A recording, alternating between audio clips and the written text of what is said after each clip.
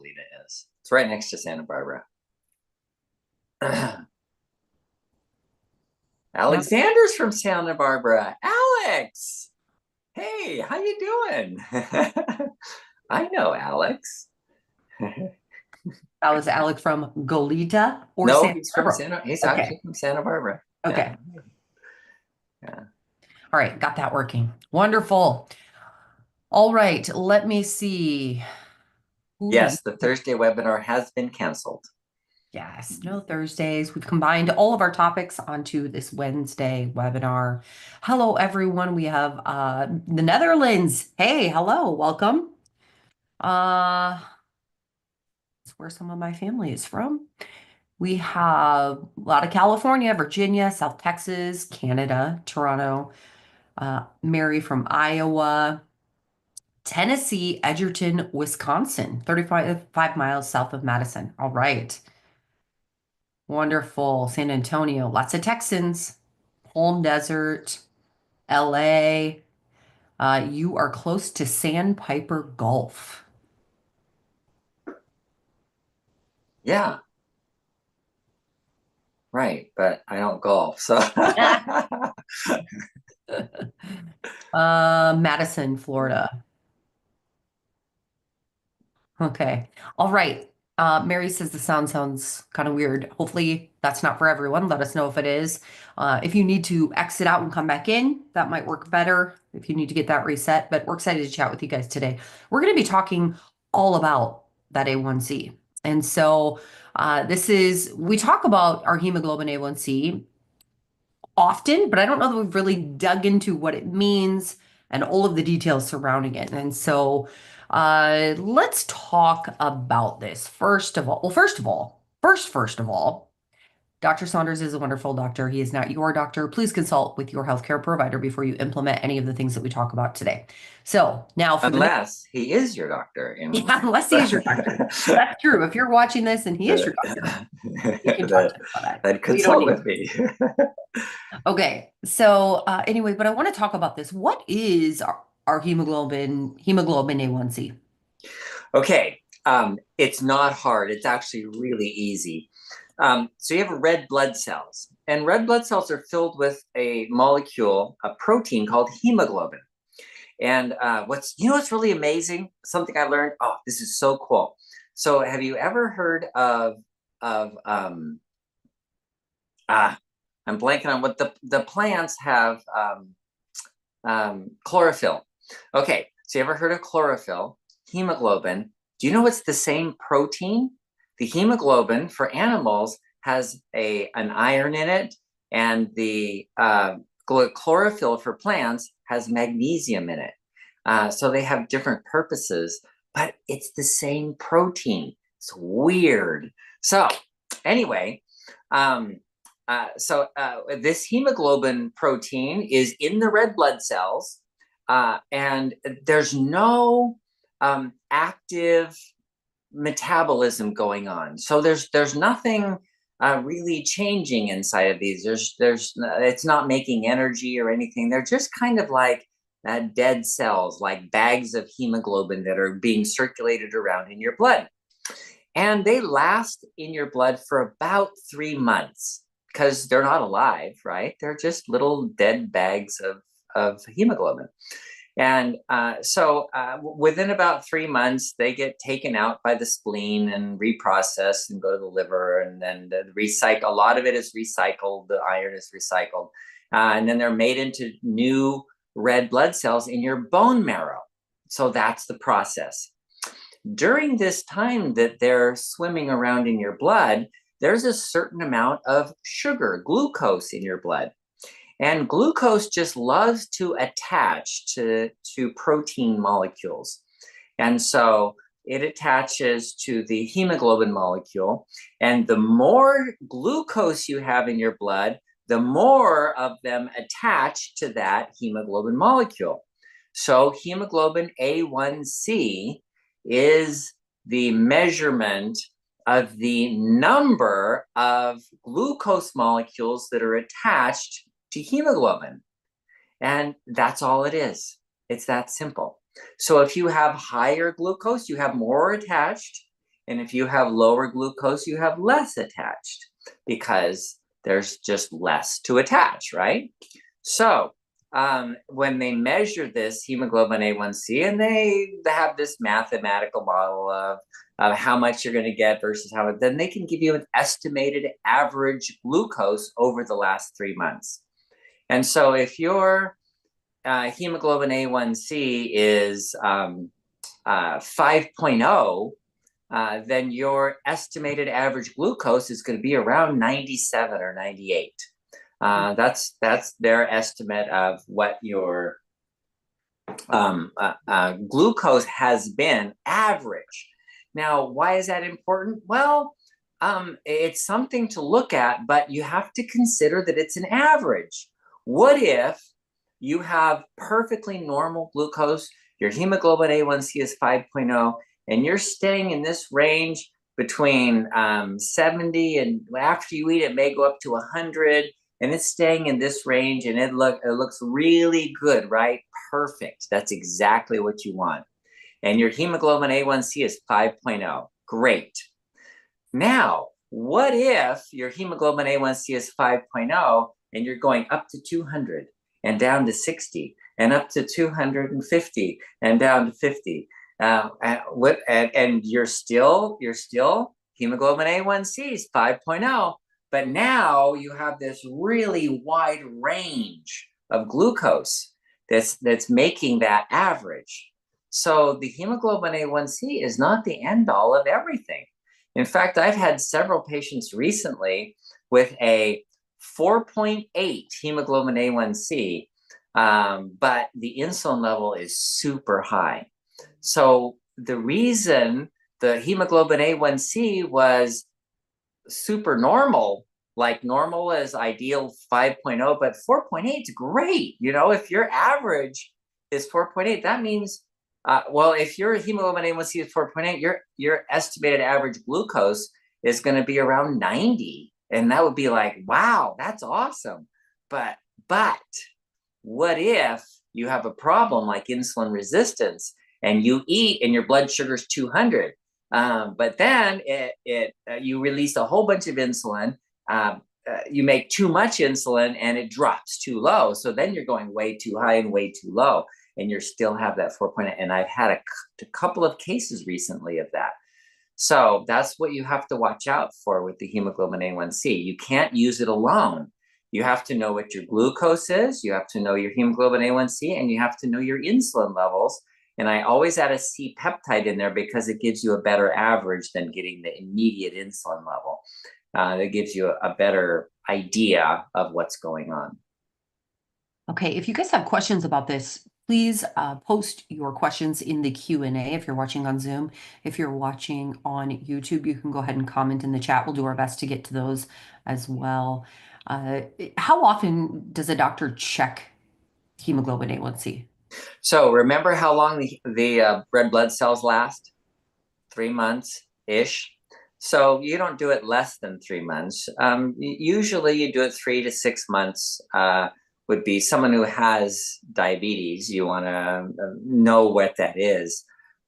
Just remembering that that's an average and not an absolute number. And just because you have a perfect hemoglobin A1C does not mean that you have perfect blood sugar. Okay. KJ had said, my blood glucose levels don't generally go much above 130 after meals. Oh, there's more to this question. Let me start at the top. Sorry, give me 1 second here. 6 months on the program, hemoglobin A1C is at 5.1. Weight down to 180. Blood pressure 116/84. When and how can I start tapering off the supplements and the metformin? And my blood glucose levels generally don't go much above 130 after meals, and they come down within a few hours. Okay, so you still have some insulin resistance, and it's very likely the medications are causing more insulin resistance, except metformin. That's the one that doesn't cause more insulin resistance. But that causes other problems too. It prevents you from bringing glucose into your muscles, for example. So it's It's a good idea to get off the medications as soon as possible, especially, your hemoglobin A1C is normal. So 5.4, is that right? Did I get it right? Hmm. 5.4. No, 5.1. Oh, 5.1. So that's great. So you should not be on medications at all. I think yeah, that would be a good time. So talk to your doctor and say, okay, it's time for me to get off medications. On my hemoglobin A1C is 5.1. Yeah, But it can be exciting. remember that might mean that your glucose is going up because, like you said, it goes up to 130. So if it's up to 130, that means it might be dipping a little too low.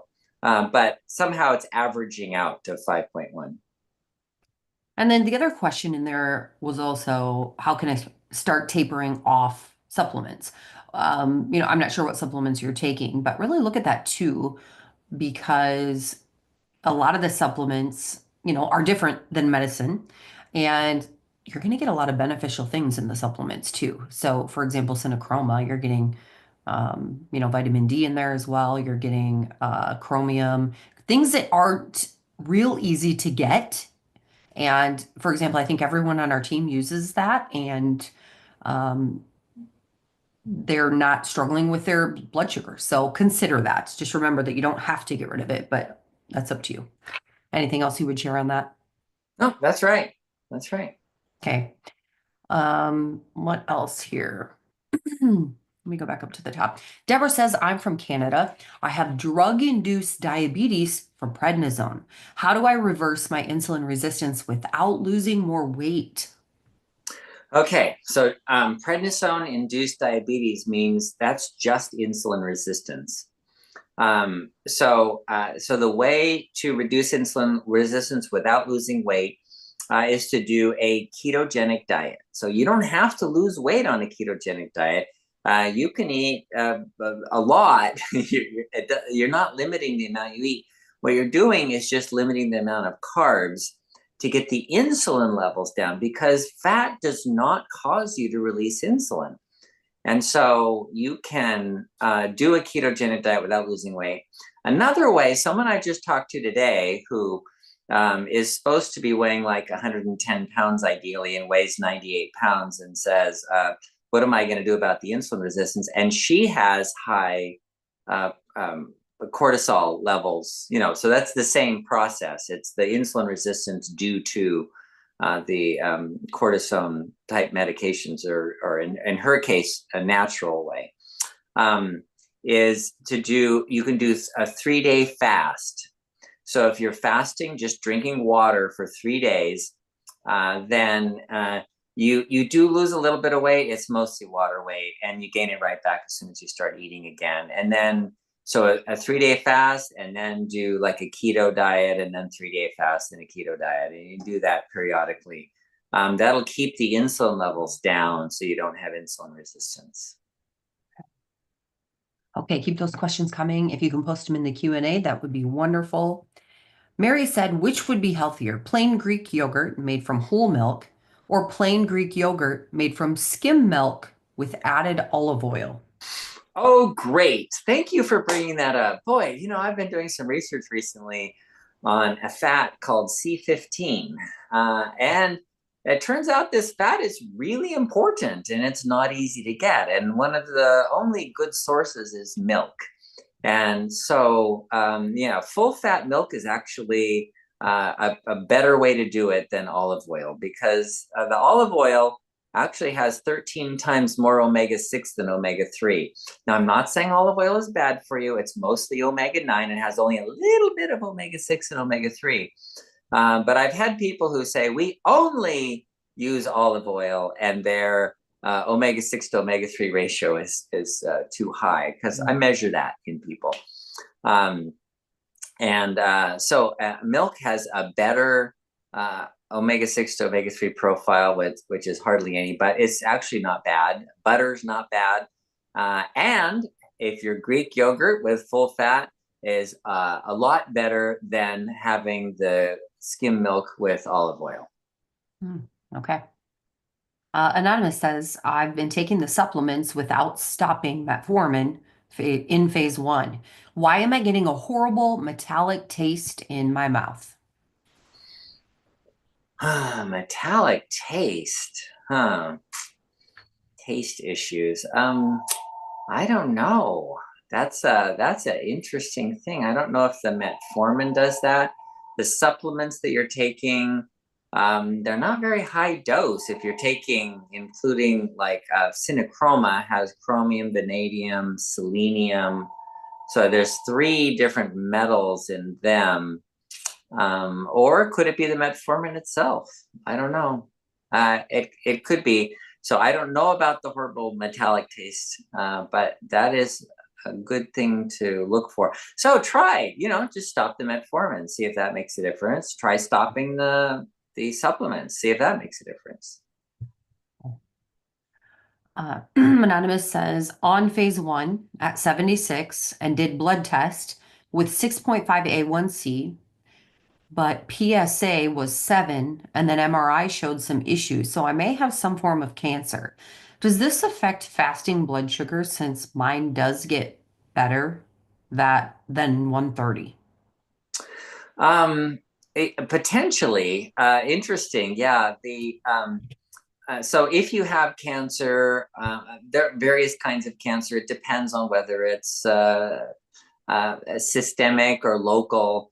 If it's a systemic problem, then often the inflammation will worsen your blood sugar. So that's a possibility. Um, yeah, and you know what? The ketogenic diet or fasting actually improves cancer too. It allows for something called autophagy, which removes cancer cells from your body. Anonymous says, have you heard of Dr. Nathan Bryan and the research he has done on nitric oxide and the microbiome of the mouth and its effect on reducing high blood pressure? Yeah, I like Dr. Bryan. Yeah, I watch his videos.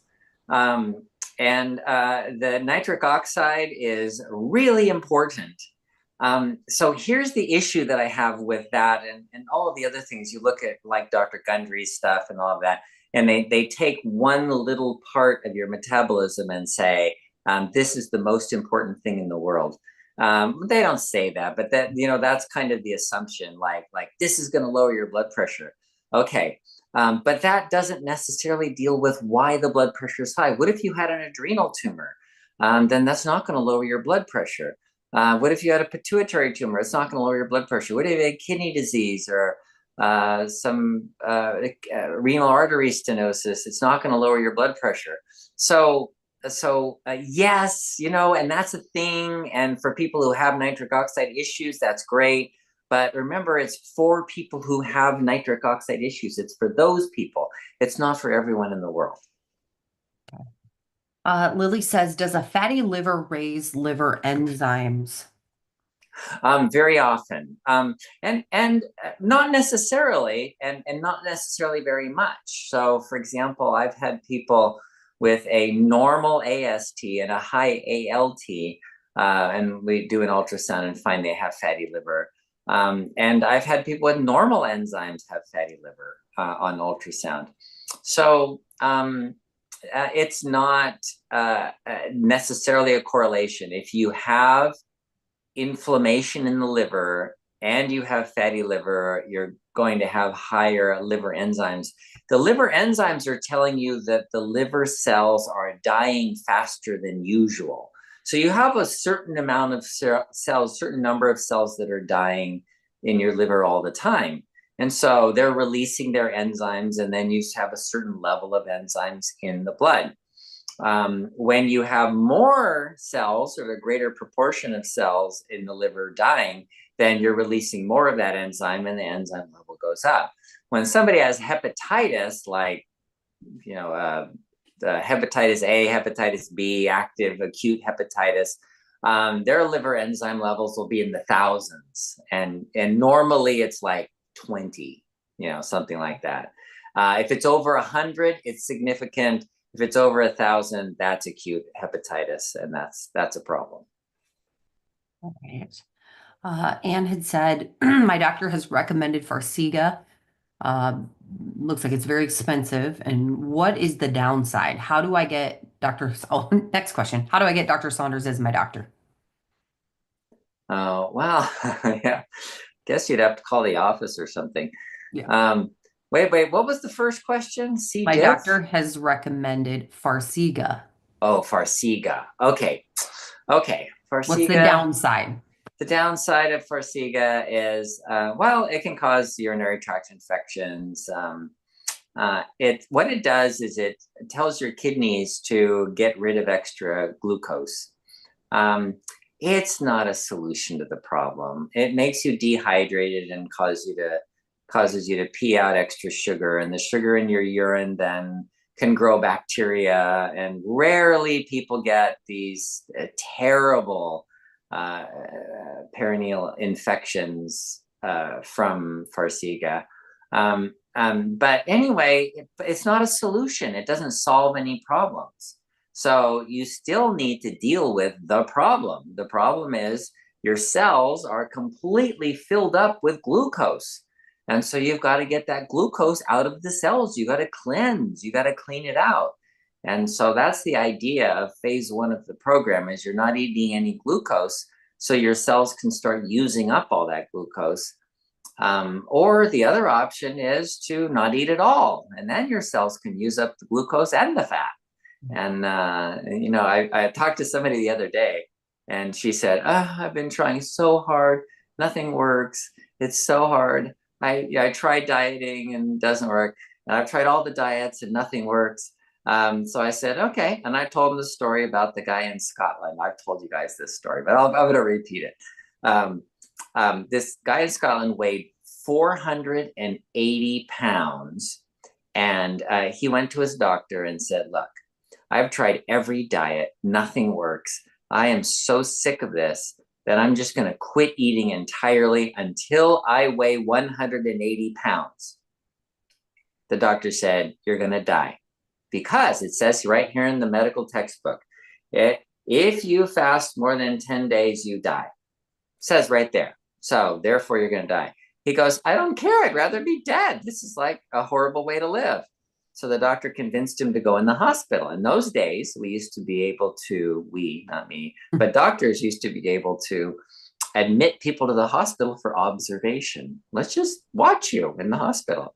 So they watched him in the hospital, do nothing, eat nothing. And so after eating nothing for 14 days and feeling better, he said, "I'm going to go home."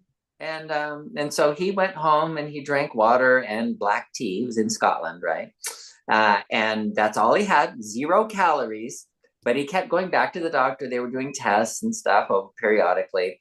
And he did not eat a single calorie until he weighed 180 pounds. He lost 300 pounds. He holds the record for the longest fast ever.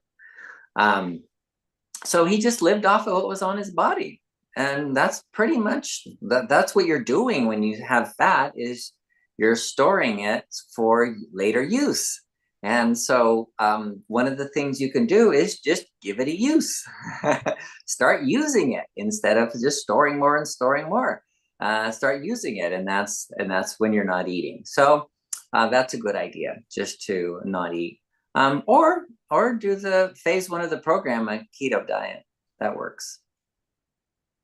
Okay, Anonymous said, I started taking ultra berberine and my blood sugar dropped dramatically, and my average blood sugar is now 90.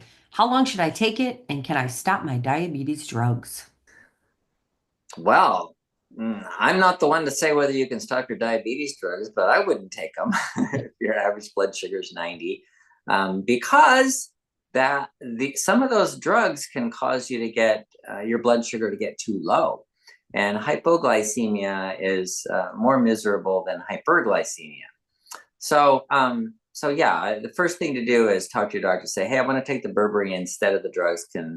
Which one should I get off of first?" Or and they'll probably tell you whichever one is going to be more likely to cause hypoglycemia. Okay. Susan said, could you please talk about lectins and oxalates? Oxalates. Thank you. Okay, lectins are glycoproteins that plants make that are the what do you call them? Sort of like the immune system of the plant. These are things that bind to animals that prevent the animals from functioning in some way. And so it's kind of like their immune system. And we have ways of getting around lectins.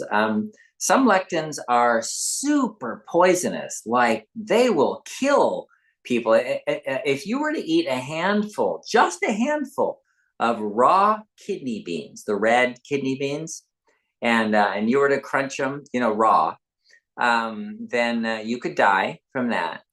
But if you were to just eat 4 castor beans, you would die, and there's no antidote. Like you're going to die. It may take a few days, but you will die. There was a case in the 1980s, I think it was 70s or 80s, of the spy versus spy. This is back during the spy times. Maybe it was in the 70s. There was a spy in London that was poked with an umbrella, and he found he had a little spot on there of blood, and didn't think much of it till he got sick. And then he told the doctors, I was poked with an umbrella. And they started testing him, and they found that he had been poked with something that contained a toxin called ricin. And they said, well, you're going to die. There's nothing we can do. And he did. Because ricin comes from the castor bean. It's the lectins in the castor bean.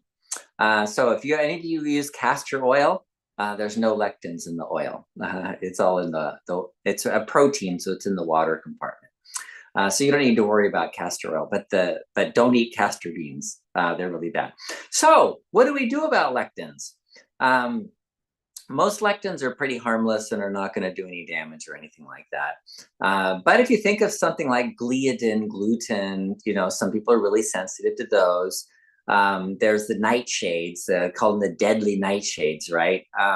And those are all lectins. Solanine is one of them. And people react to them, but not everybody does. I've had people who get severe arthritis from solanine, from the lectins from nightshades.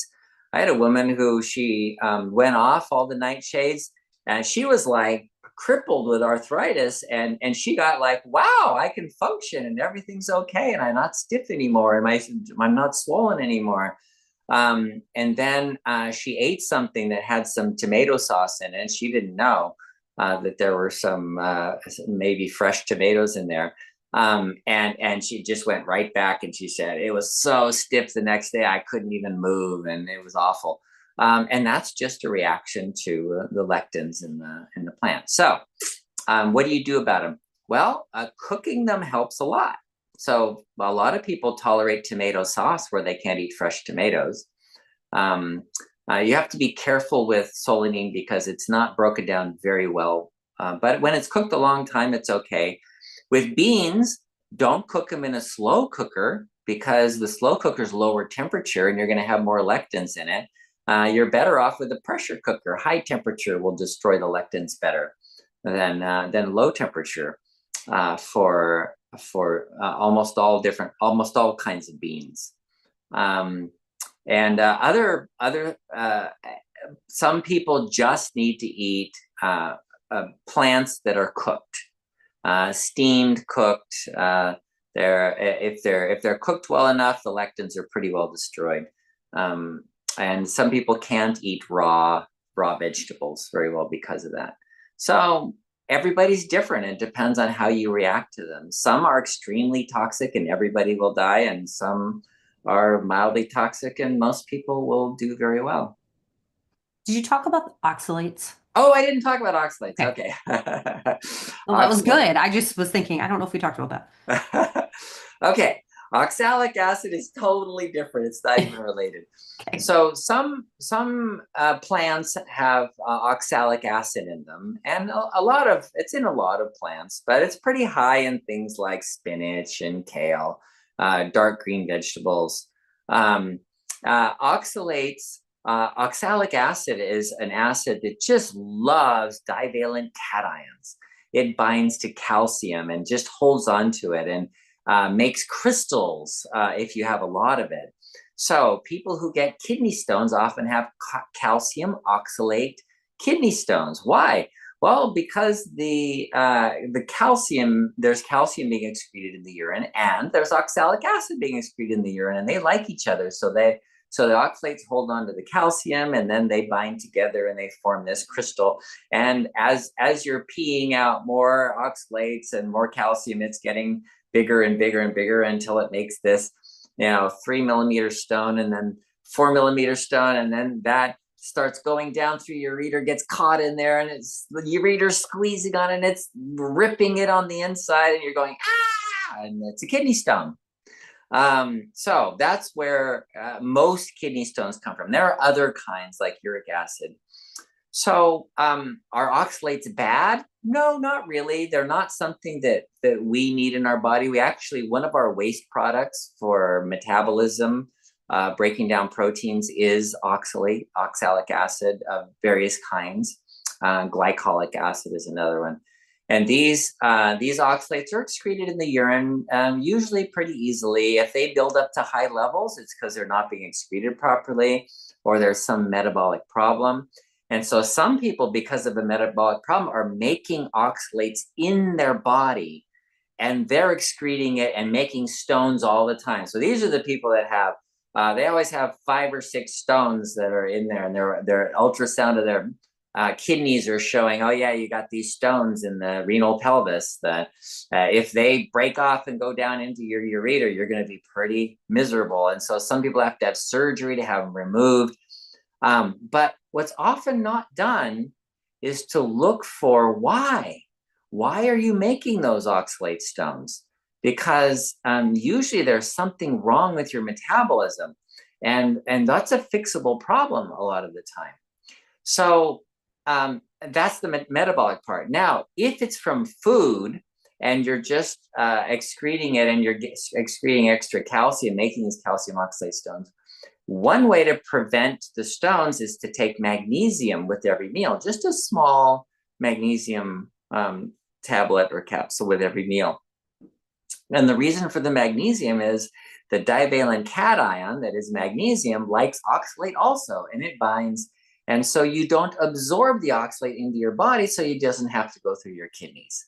And so you can decrease the number of stones by decreasing your absorption of oxalic acid. Okay, did I cover it all? So if you have any more questions, comment in the Q&A and let us know. We get a lot of questions about lectins, which is interesting. A lot of people want to know about it, so it must be coming up a lot in people's Google searches or when they're looking up health information.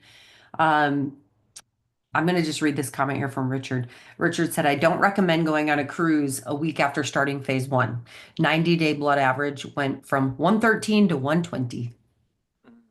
Yeah, of course it did. It can be tough. It can be tough. Okay. Although one person I talked to did say it was the best thing they ever did because they didn't have to make any of the food, and they were able to make really good choices there still because That's there were true. a lot of good things available. That's true. And they could try some different things. So all depends on your willpower sometimes, which is difficult. So, okay. Anonymous said, would adding apple cider vinegar to my diet help lower blood sugar or insulin resistance? I've seen a warm water, lemon juice, apple cider vinegar drink that others say helps to get rid of body fat and insulin resistance. Okay. Vinegar is one of the SCFA, short chain fatty acids, that is made in your intestines by your good bacteria. And it is anti-inflammatory. So when the inflammation is low, then there's less insulin resistance. So it's not that there's nothing to this. Yes, there's something to this, but it's one of those problems of taking some small little metabolic random thing and applying it too broadly. Okay, so yeah, the vinegar, lemon juice, whatever stuff is something, but it's not insulin resistance. The insulin resistance is because your cells are not making insulin receptors because they're too full of sugar. And so just adding a short chain amino acid, short chain fatty acid, and decreasing inflammation is not going to fix that problem. So it's still an issue of cleaning out the cells. People who have type 2 who have insulin resistance need a cleanse. They just need a cleanse. And I had somebody yesterday that I was talking to, and we've been dealing with this for like 5 years, and he's kind of avoiding it. He's like saying, well, could I do this? Could I take this pill? What about this supplement? And just on and on about trying the injections of Wegovy, just anything. And finally, it came down to yesterday. I said, look, yes, you've done really well. Your blood sugar levels are normal, but your insulin is not any lower. You still have insulin resistance. And so even though your hemoglobin A1C is now technically normal, you still have insulin resistance. This is still a problem. And he said, so what do I do? I said, well, you got to do a keto diet or start fasting. And he's like, dang. And he said about 60 pounds to lose, so he's going to do fasting. So we'll see what happens. But yeah, don't assume that you can take something to get rid of insulin resistance. That's not the problem. The problem with insulin resistance is you have too much. You have to detox. Right. Lily says, my dental hygienist uses this device called Airflow, which uses erythritol and water to clean teeth. She says erythritol kills bacterial gingivitis. It also stops oral nitric oxide production. What do you think of this method? Um, um, I don't know enough about it to have an opinion on it, but let me give you like a bigger picture of it. It's the same kind of thing that people use of the what's the blood sugar for the gum? Erythritol is one of the things in gum, but there was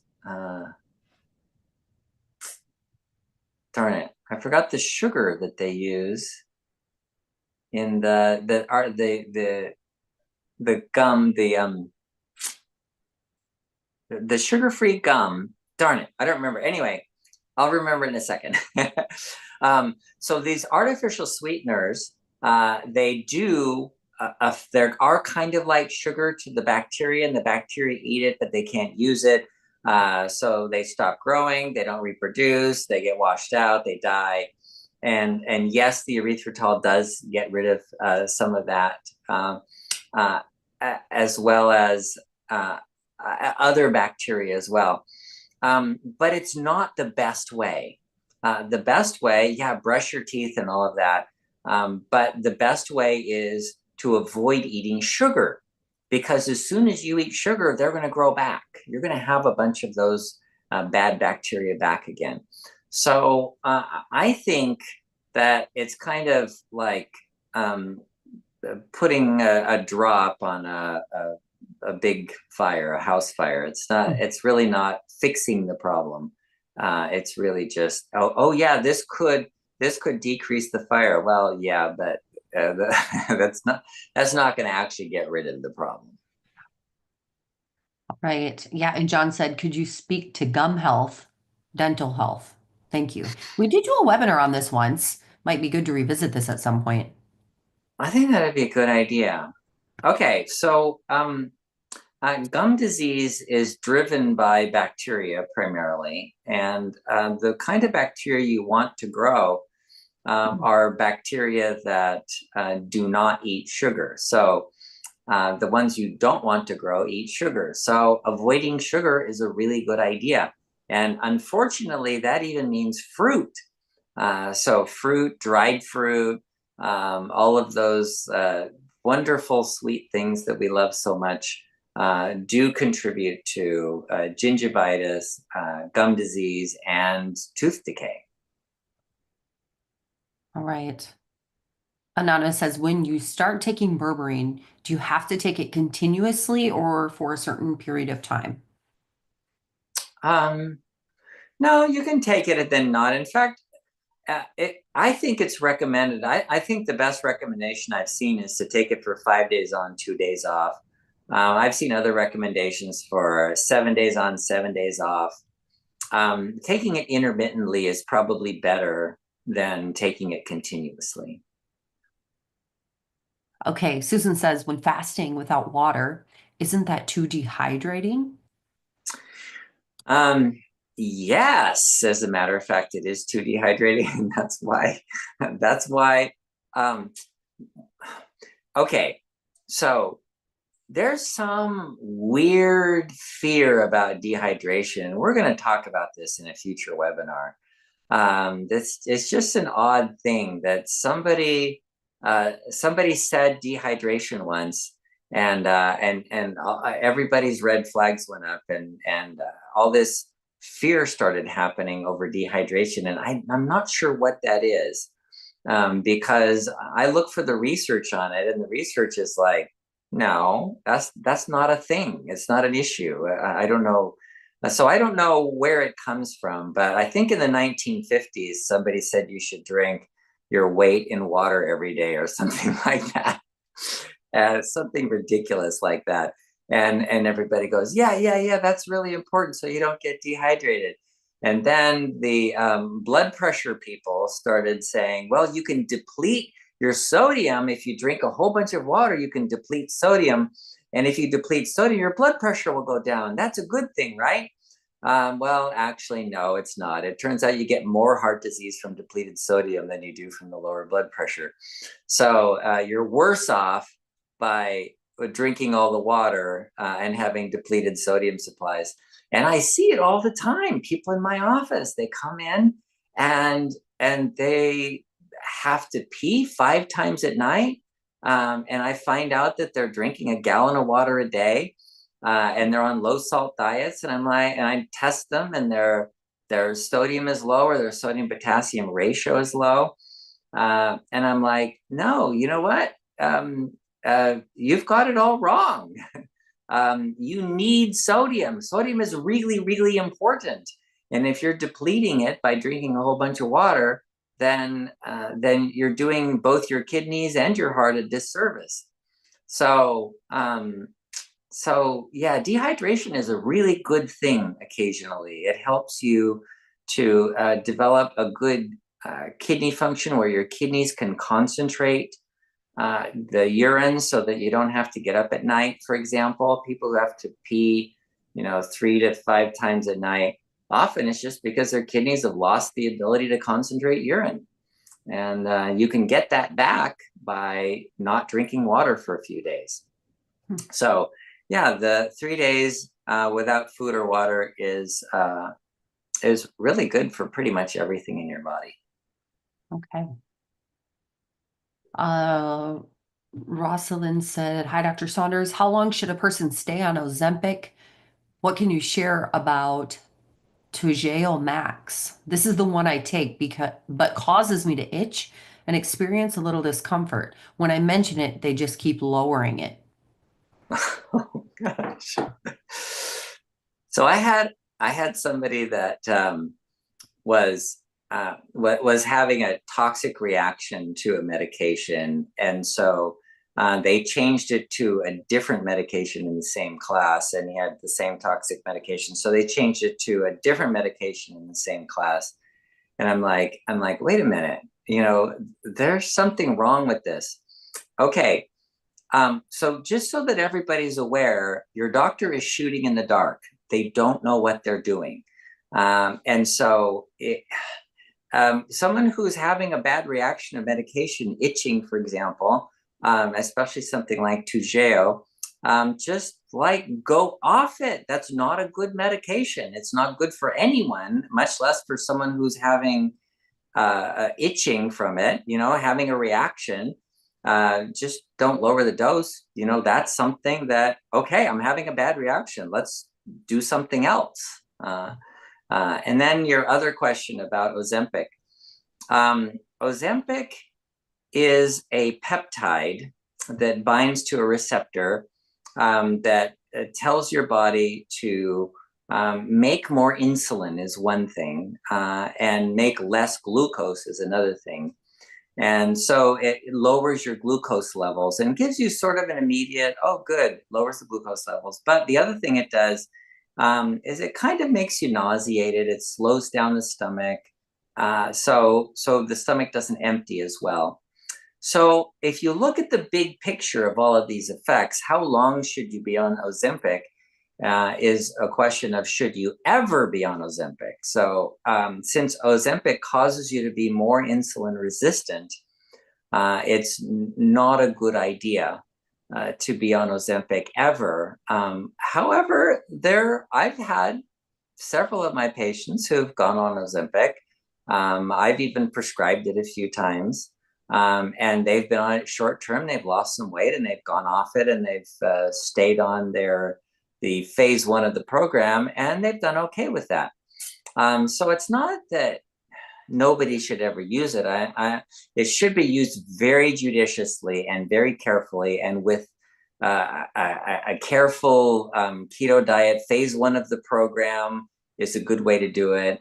And then the shorter you're on it, the better. The shorter term that you're on it, the better. So if it helps you lose weight, I'm really okay with that. I think that's a good thing. But remember that it could make you more insulin resistant.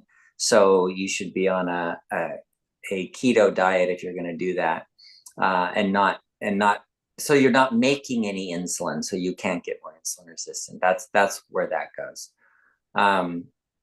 So that's my thoughts on Ozempic. Okay.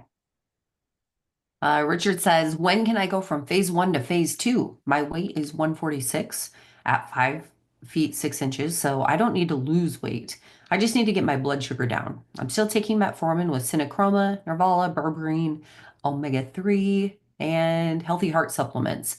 90-day blood average is 120. Okay, 90-day blood average is 120. Okay, that's still high. Your average should be around 90 would be, or 100 would be okay. Between 90 and 100, 90 something would be great. So you're still on phase 1, and you probably should still be on phase 1. It's not about weight loss, because phase 1 doesn't limit how much you can eat. You can eat more. That's okay. But the idea is to not make insulin so that you're not insulin resistant, so you could use up the glucose so that your average glucose will go down. That's the whole idea of this. So you can continue with the supplements and stay on phase 1 until you are, if you have a 90-day blood average glucose average under 100, then you can start on phase 2. Okay, next question from Rosalind. Fasting, what is the best time to eat where you can fast and take your medications? I don't even know if I'm asking right. I want to do some fasting, but have some kind of reactions, nauseous if I don't eat. Yeah. Okay, so the nausea, some people get nausea when they don't eat for different reasons. Gastritis, for example. Some people just continue to make acid and get gastritis. For some people, other people, it's the central nausea from low blood sugar. Blood sugar starts going low and they get nausea. And other hormones. There's just a lot of factors involved in that. So there's no good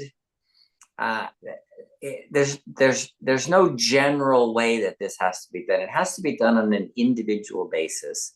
But fasting, pushing through those first few days is always difficult. I remember when I was doing it, and I was at work and I passed out, had to lay on the floor. One time I was giving a presentation during a long fast, and I passed out in front of the whole crowd. You know, uh, if you're alone, you can just sit down or lay down on the floor and wait till it goes away, because it only takes 30 seconds or whatever for the dizziness to pass and nausea and all that.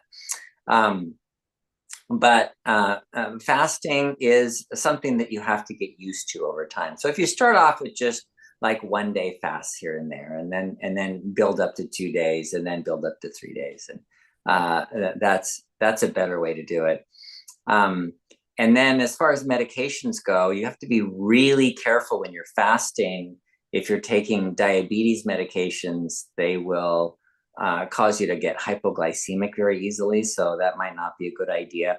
And then if you're taking high blood pressure medications, it might cause your blood pressure to drop out. So talk to your doctor about holding those while you're fasting. And then that might get rid of the nausea if you're not taking medications while you're fasting. Uh, when you were talking about the gum earlier, was it xylitol? Xylitol. Yeah, Gosh, why that's what I couldn't I wondered. remember that? We had a few people that were guessing the names, and Yeah, I yeah, I saw Barbara had commented yeah. xylitol, and I So was xylitol is like, same thing. It's related to glucose. It looks like glucose, but it's an alcohol sugar, and the bacteria take it up, but they can't use it, so they don't grow. So that it prevents them from growing. okay. Judy says, I'm a type 2 diabetic. I'm 90 pounds overweight. I have insulin resistance. I'm on 34 units of insulin daily, 1,000 milligrams of metformin a day, and 1 milligram of Ozempic once a week for several years. My last A1C was 6.7. My AM glucose is about 126. My doctor wants to up my Ozempic to 2 and lower my insulin to 24. Is that safe? I would like to switch to berberine instead of metformin. I notice if I forget one 500 milligram of metformin, my blood sugar doesn't really change that much. Are there any side effects to Ozempic? How does my doctor determine how much insulin she should prescribe for me? I do the 72-hour dry fast now and then. Okay, so as I said before, doctors don't know what we're doing. We just don't know what's going to happen in advance. So we guess and we say, okay, so gosh, this isn't working well for you. Let's try changing things around. Maybe more Ozempic.